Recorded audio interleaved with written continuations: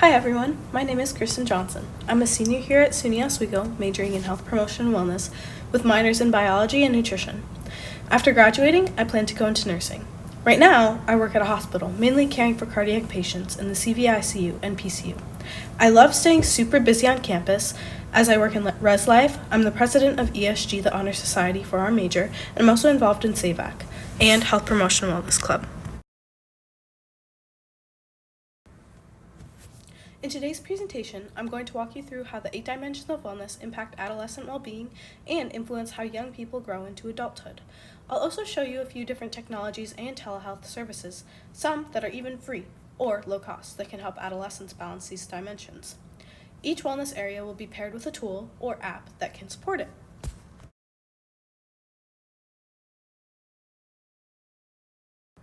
So like I said, this semester I focused on the 8 dimensions of wellness. Why? Because they're foundational to a person's ability to grow, thrive, and succeed, especially starting from a young age.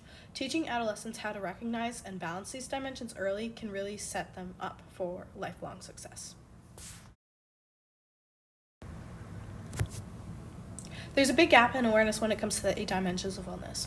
Many young people don't get exposed to this concept until later in life, like in college, which can lead to them feeling overwhelmed or unable to manage different areas of their lives. A study published in Child Care, Health and Development emphasized that accessing wellness during critical development periods of adolescence is a first step towards promoting behaviors that support increased wellness into adulthood. You've probably caught on by now, but my target population is adolescents and their parents. Teaching adolescents about wellness early on helps them take control of their lives, and involving parents ensures the support system is there. Some of the telehealth tools I'll talk about even require parental involvement for access or payment, so it's crucial that both groups are involved.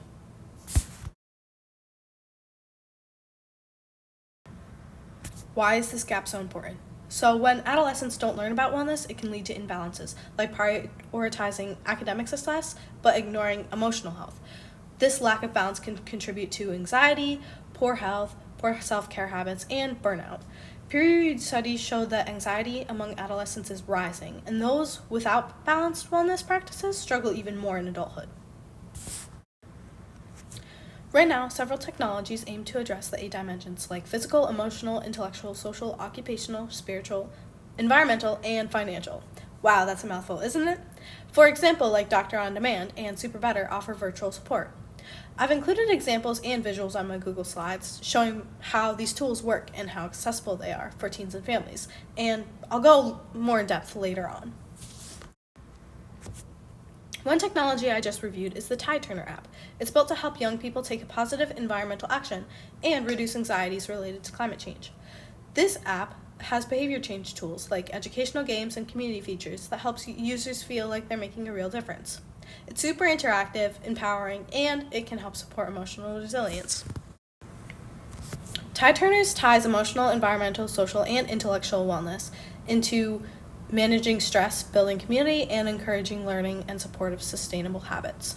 There's 2 different advantages, which is free and it has a motivational design. But there's also disadvantages when it comes to this, which it requires self-motivation, and it doesn't really address broader systemic issues, just individual behaviors. So monitoring your own plastic usage as opposed to everybody else around you. Financially, this app is completely free, which makes it a great option for students to manage their own plastic usage. But since it's not a medical device, it isn't covered by insurance like Medicare or private plans, which makes it accessible to everyone, which is a major benefit. Knowing if these students will use it, I would start with a needs assessment and see what they are using it in classrooms, or do a pre and post survey to measure changes in engagement and anxiety when it comes to this economic standpoint. Here I'm showing my Google site, and in this image it is the About Us section, and I explain different sections about the mission statement and vision statement of the program. And here is the socials and blog that we have worked on all throughout the semester. Each different one shows each different technology like Instagram, X, and Blogger.com, as well as YouTube. Next, I'm about to show you a video recording of one of the YouTube videos that we had to do throughout the semester. Hello everyone, here's a crash course of the 8 dimensions of wellness and the latest technologies that would work for each dimension. First off, what are the 8 dimensions? Well, there's emotional wellness, environmental wellness, financial wellness, intellectual wellness, occupational wellness, physical wellness, social wellness, and spiritual wellness.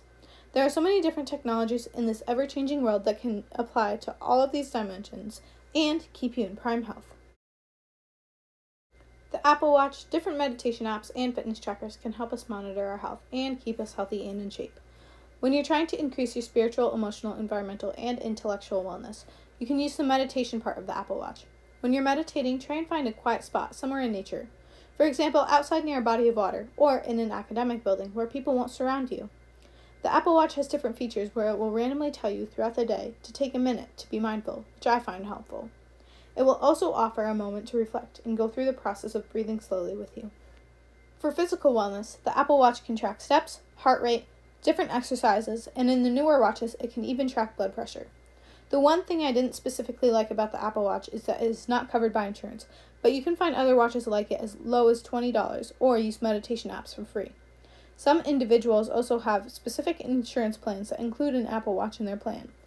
If you have that program, you can request one and have it shipped to you. For more information about Apple Watches specifically, you can go to apple.com, or for more information on watches in general, click on some of the links in the description. Lastly, you can track your financial wellness by adding your different credit cards onto your Apple Wallet. And for occupational and intellectual wellness, you can put your watch on different focus modes. That is all we have for this crash course video. I hope you tune in for our next one. I explored other technologies like the Apple Watch, Doctor on Demand, Super Better, and various wellness blogs. While some focused on physical and intellectual wellness, they complement apps like Tide Turner. These tools can absolutely be used together since each one supports different wellness areas.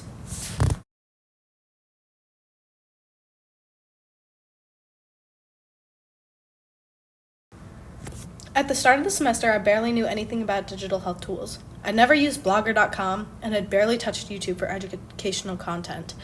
Now I understand how powerful these tools are and how they can really transform your access to wellness and technology. This class was super fun and informative overall.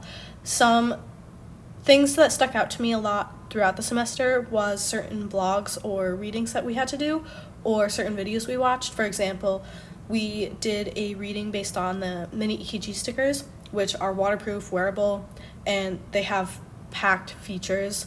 And it really just showed me that how fast innovation is moving in healthcare. Another thing that amazed me was the nursing bots, who helped nurses with their daily tasks, saving miles and miles and time from nurses doing errands around the hospital.